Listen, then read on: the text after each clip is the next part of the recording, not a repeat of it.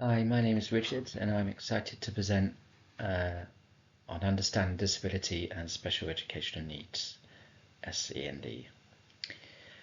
This presentation will explore the features of various disabilities and special education needs and delve into current legislation and guidelines and discuss considerations for inclusive education planning. The objective of the presentation is to provide a comprehensive understanding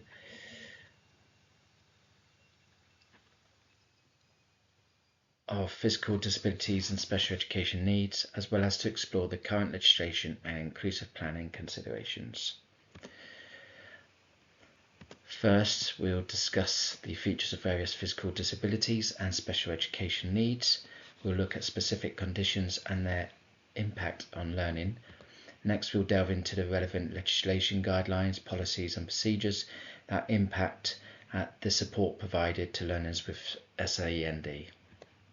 Finally, we'll explore key planning considerations for exclusive education and discuss the issues that can affect the implementation of these plans.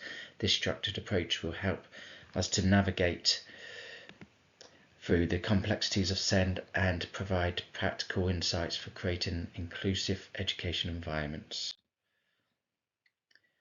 So to begin with, let's discuss the features of physical disabilities. We have cerebral palsy. Marion Stanton, 2012, explains that cerebral palsy is a complex neurological disorder that arises due to brain damage during pregnancy, childbirth, or shortly after birth. This condition significantly impacts a child's movement and condition resulting in muscle stiffness, involuntary movements, and balance issues. Stanton highlights that these motor impairments can lead to substantial challenges in performing everyday activities such as walking, eating, and writing. The next one is muscular dystrophy. Muscular dystrophy comprises a group of genetic disorders characterized by the progressive weakening and degeneration of muscles. According to the NHS 2023, muscular dystrophy typically begins in the early childhood and primarily affects boys.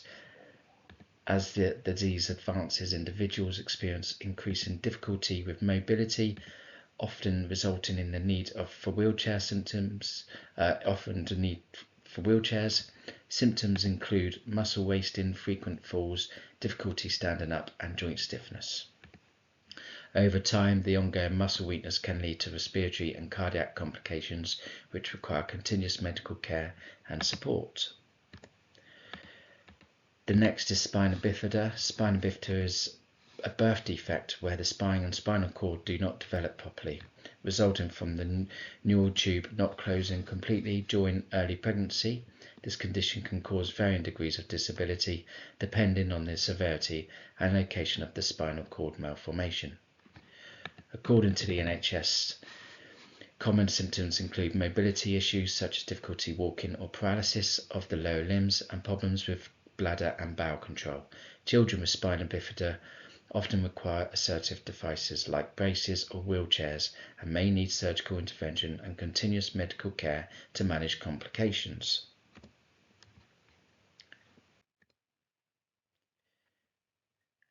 Then we look at actual learning disabilities. ASD, autism spectrum disorder. ASD is a developmental disorder that impacts communication, social interaction, and behaviour. According to the National Autistic Society 2023, individuals with ASD may face challenges with both verbal and non-verbal communication, struggle to understand social clues, and show repetitive behaviours. Sensory sensitivities such as being overwhelmed by loud noises or certain textures are also common. The spectrum nature of autism means that it can manifest in a wide range of symptoms and severity, affecting each individual differently. Dyslexia is the second one.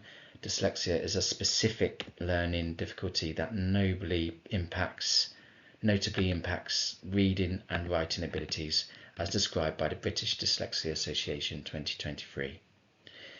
It involves challenges in accurately and influently recognizing words, along with poor spelling and difficulties in decoding. These issues are often due to problems with phonological processing, which entails understanding and manipulating the sounds in words. Consequently, dyslexia can impede an individual's reading speed and accuracy, therefore affecting their academic performance and self-esteem. And then thirdly, we have attention deficit hyperactivity disorder, or ADHD for short. Attention deficit hyperactivity disorder is a neurodevelopmental condition marked by persistent patterns of inattention, hyperactivity, and impulsivity. According to ADHD UK 2023, individuals with ADHD often face challenges with maintaining focus on tasks, following instructions, and completing work. They may also display hyperactive behaviors such as constant movement or fidgeting and impulsiveness, acting without considering the consequences. These symptoms can greatly impact academic achievement, behavior in the classroom, and social relationships. So let's discuss legislation and guidelines now. So the Equality Act 2010 in its impact guarantees non-discrimination and equal opportunities for learners with special educational needs and disabilities, removing unfair treatment based on protected characteristics, and encourages positive interactions and understanding between people with and without protected characteristics. This mandate requires educational institutions to implement necessary adjustments to support students with disabilities, thereby fostering an inclusive learning environment. Legislation 2 is the Children and Families Act of 2014. The Children and Families Act of 2014 introduces Education, Health and Care EHC plans designed to provide comprehensive support tailored to the needs of children and young people with special educational needs and disabilities. According to the government, in 2023, the Act highlights the importance of collaboration between education, health and social care services to ensure holistic support. Some guidelines then within these acts and policies is the Code of Practice, SEND Code of Practice in 2015. The policy suggests that inclusive education the policy, which is the inclusive education policy, offers statutory guidance for special educational needs and disabilities within educational settings. According to the Department for Education 2014, it specifies the obligations of schools and local authorities to guarantee that students with SEND receive appropriate support and services. This policy promotes inclusive practices and accommodations for learners with special educational needs.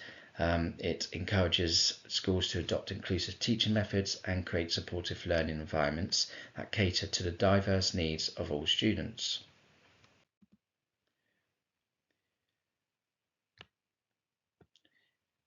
So if we are looking at how we can help these policies and laws and acts be implemented and how we can make them more adhered to, we look at other instruction that we can follow. So for example, we can consider differentiated instruction that involves tailoring teaching methods to meet the diverse learning needs of students. This can include using varied instructional strategies, providing multiple means of representation, and adjusting the pace of lessons. For example, teachers might use visual aids, hands-on activities, and group work to accommodate different learning styles and abilities. Also, there's Universal Design for Learning, or UDL. Universal Design for Learning aims to create a flexible learning environment that accommodates all learners. This approach involves offering multiple means of engagement, representation and expression to ensure all students can access and participate in the curriculum. Examples include use digital tools, providing alternative formats for materials, and allow students to demonstrate their understanding in different ways. And then we have the assertive technology. Assertive technology includes tools and devices that support learning and accessibility for students with special educational needs. These can range from simple tools like magnifying glasses and pencil grips to more advanced technologies like speech-to-text software, audiobooks and adaptive keyboards. These tools can help students overcome barriers to learn and fully participate in classroom activities. And the final one is collaboration with specialists. Collaboration with specialists such as therapists, psychologists and other professionals is essential for supporting learners with special educational needs. This can involve consulting with speech therapists for communication strategies, occupational therapists for sensory needs, and psychologists for behavioural interventions. Working together, these specialists can help create comprehensive support plans tailored to individual student needs.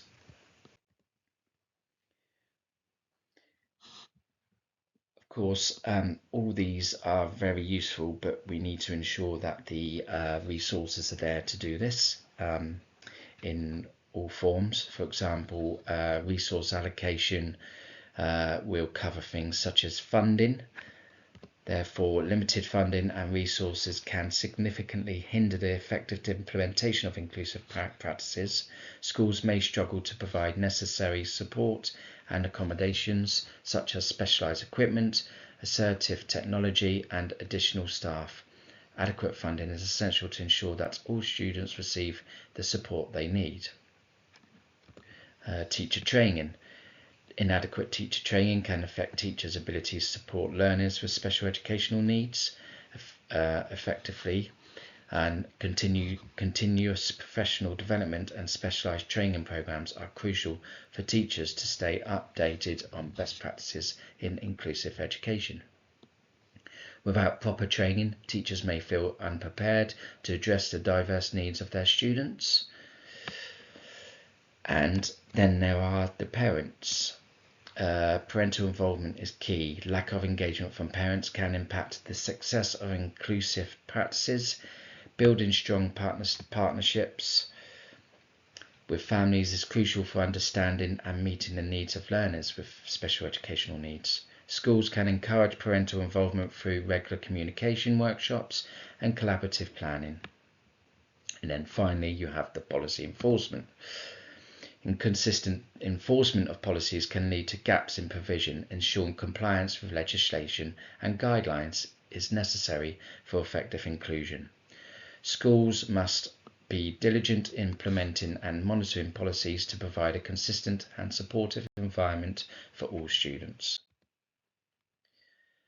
As we conclude and wrap up this presentation, let's reflect on the essential points we've covered.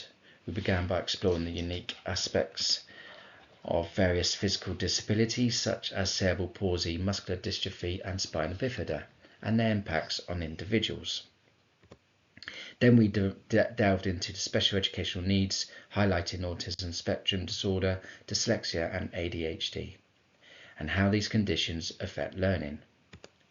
We also discussed key legislation and guidelines that influence special educational needs support, including the Equality Act of 2010, the Children and Families Act 2014, and the Special Educational Needs Code of Practice and Inclusive Education Policy.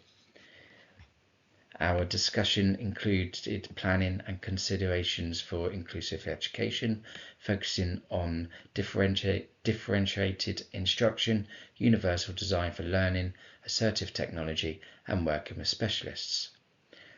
Lastly, we touched on the challenges in implementing inclusive education, such as resource allocation, teacher training, parental involvement, and policy enforcement. What we can do to action these things is continue learning and advocating for inclusive education by staying informed and proactive with we can all contribute to creating appropriate, supportive and inclusive environments where every learner has the chance to thrive. Thank you. I hope this presentation has inspired you. And here are my references.